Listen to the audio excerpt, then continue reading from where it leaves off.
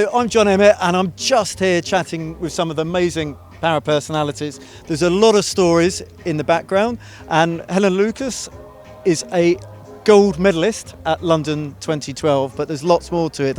Can you just introduce yourself and tell us a little bit about your sailing background? Yeah, sure. I'm Helena Lucas.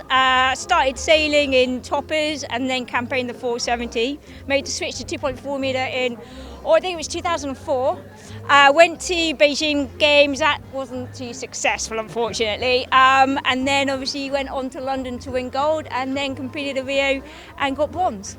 Well, yeah, John, you know about the little lake. That's where we met, obviously, at Hedge Court, Crawley Mariners, and that's kind of where it all began, and obviously in toppers. And I think it was a heavily fought junior helm trophy, wasn't it, that we used to fight it out for.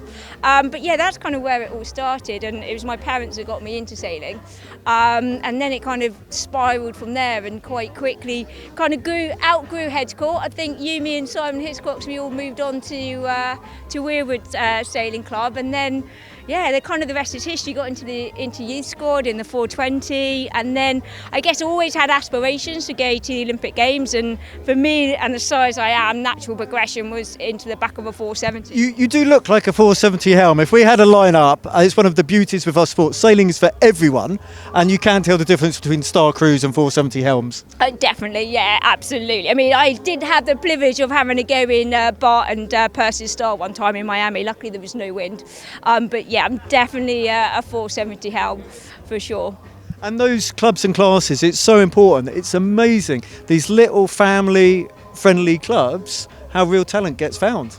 Oh yeah, absolutely. And even though we kind of moved on to Weirwood, because obviously it was a bit bigger, we still stayed members of Crawley Mariners, and Crawley Mariners will always hold a special place in my heart. And it's turned out myself, Simon Hiscox, you got silver and bronze in the 49er class. So yeah, I mean, I think you learn so much by sailing on those quirky little lakes. You certainly learn about wind shifts, put it that way. Yeah, and there's lots of good sailors come from very small waters. This is an absolutely live video, organic. We're here down in Hamble, which is it's a mecca of sailing, isn't it?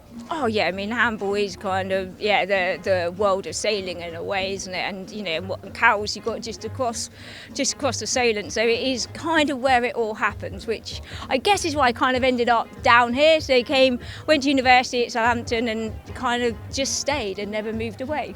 That sort of happens. I thought I was going to be a chemical engineer in the Midlands. So, crikey, what do I know? But it's really interesting, that route. And just can tell us a little bit about the 470, because that was a big part, and it's something that you're very involved in now. Yeah, absolutely. Obviously, it made sense. 420, 470. I love the boat. I loved it. I think the technicality of it, and it's we always say you have to do your apprenticeship in the boat, and I think it's the wise old heads that tend to come to the top. So the youngsters, it has become a lot more physical than in my day with the pumping flag. The pumping flag came in, it was there. It does look a lot of hard work for the crews. I know, I'm exhausted watching them downwind. So it has got more physical, but I think it's about that experience is really the key. So as long as you're fit enough to sail the boat, the experience that you get from years and years and years of campaigning, and it's such a technical little boat that I think it makes it. Well, that's why everyone wants to sail it, and it's still in the Olympic Games. Yeah, and arguably it's the only lightweight helm boat left. Yeah, if the 470 went, obviously I'm now coaching 470s, so I'm not sailing them, but yeah, there would be nothing for the likes of size of me or Hannah Mills obviously Hannah's now retired, but for that kind of physique, the smaller, female physique, and even the guys as well, even with the fleet being mixed now, it's I think it's 50-50. Yeah, 50-50.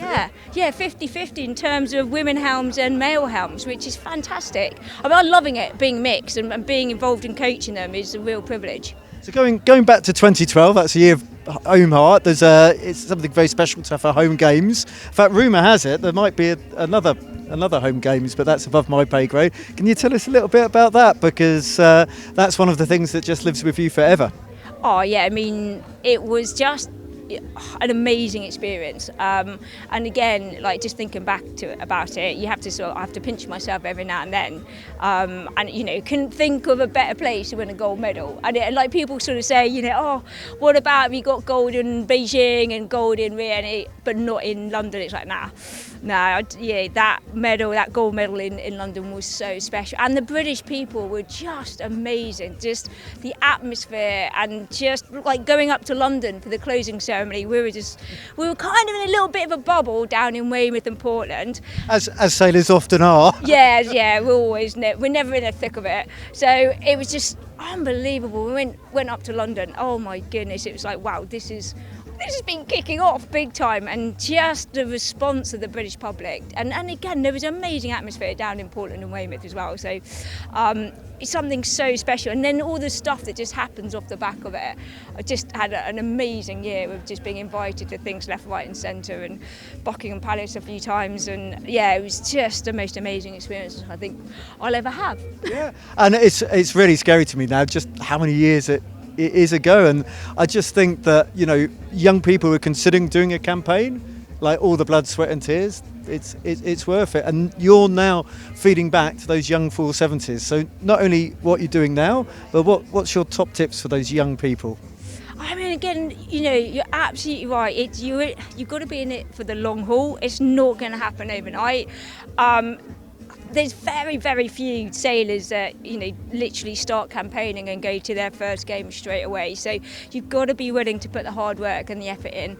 But the reward is, you know, it's so worth it. It is so worth it. And I think, you know, just talk to your peers, talk to the people that have been there before. And there's a lot in the UK. Oh, there's a lot. There's a lot of medalists knocking about in the UK. And I think, and we love to be asked, because everybody always wants to help. And actually, don't be scared to ask questions and pick people's brains and learn from the people around you. Perfect. Well, on that note, thank you so much for your time. It'll be really remiss here at the Royal Southern not to have a beer, and there's probably a few people want me to take the camera out the way. So thank you very, very much. My pleasure, John.